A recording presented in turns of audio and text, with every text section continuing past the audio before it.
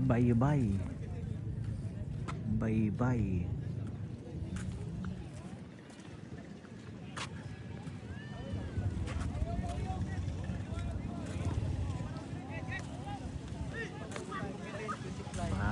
Okay ah. Nagbabalibol sila rito sa Baybay ah. Volleyball ba yan? Ano bang laro nila? Eh sinisipa eh. Baybay. Baybay. Pasyalan nila rito. Baybay. Tapos doon may mga tusok-tusok. Kung tawagin daw ito ay puok.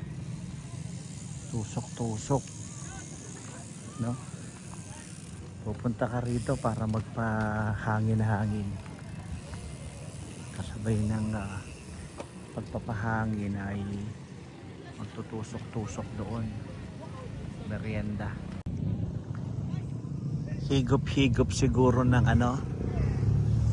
simoy ng hangin ng dagat.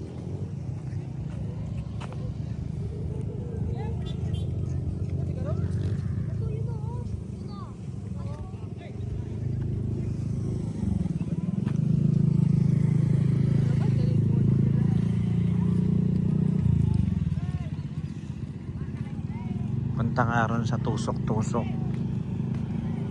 Sa gilid ng mga baybay may mga tinda. Ano-anong paninda.